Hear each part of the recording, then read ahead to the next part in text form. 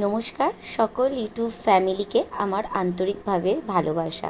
কে কেমন আছো অবশ্যই আমাকে কমেন্টসের মাধ্যমে জানিও। আমি খুব ভালো আছি। জানি একটু ভিডিওগুলো দিতে অনেকটাই দেরি হয়ে গেছে, প্রথম থেকে শুরু করতে পারিনি কারণ ছোটো ছোটো ক্লিপ আমি তোমাদের আগেই দেখিয়ে দিয়েছি। এটা আমার বোনের বিয়ের সকালবেলা যেটা ছিল, কি বলে এটাকে, আমার ঠিক মনে পড়ছে না এটাকে কী রিচুয়ালস বলে। তো যাই হোক, তো ওরা সব রেডি হচ্ছে বৃদ্ধি।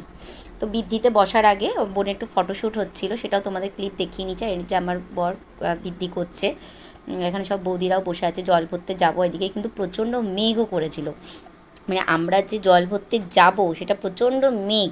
আর এদিকে ছেলেকে আশীর্বাদ করতে সবাই রওনা দিয়ে দিয়েছে। যাই হোক, এদিকে ওরা আশীর্বাদ করতে বেরিয়েও পড়েছে।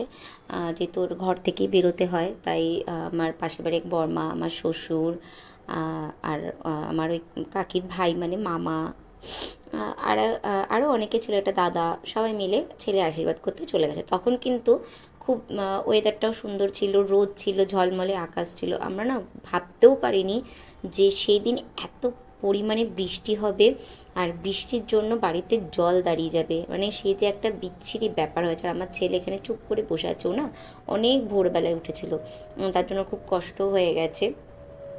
আর আমি এদিকে একটু ভিডিও ক্লিপ নিচ্ছি, সবাই এদিকে নমস্কার করছে। এই যেদিকে বাজনারাও বাজনা বাজাচ্ছে, যেহেতু ওরা এখন বেরোবে।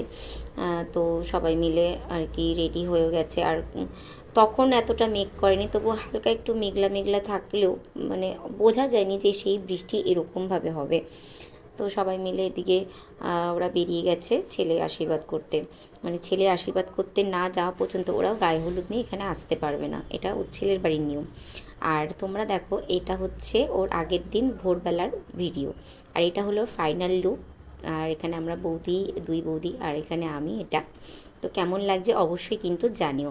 আর এটা হচ্ছে আমাদের অনেক পুরনো একটা মন্দিরে ছেলের গাড়ি দাঁড়িয়েছিল, আমরা সেখানে আনতে গেছিলাম ছেলেকে। তো আমি বললাম চলো, এটা আমাদের অনেক পুরনো মন্দির, মসুনচণ্ডীতলা, যারা এখানকার থাকো তারা জানো।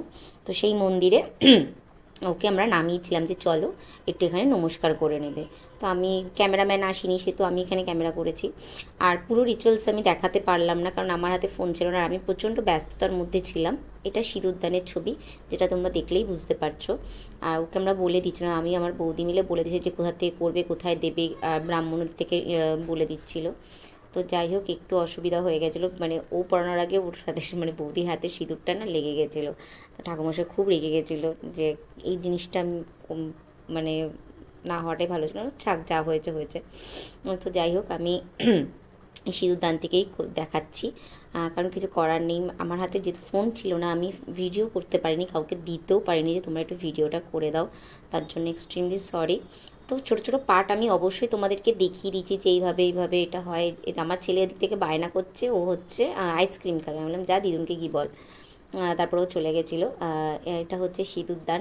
তো তোমাদের কেমন লাগলো অবশ্যই জানিও, আর দুজনকে কেমন মানিয়েছে সেটাও আমাকে বলো। আমি জানি ভিডিওটা অনেক অনেক দেরি হয়ে গেছে আপডেট দিতে, তার জন্য সরি। তো অবশ্যই তোমরা আমাকে কমেন্ট করো। সবাই টাটা।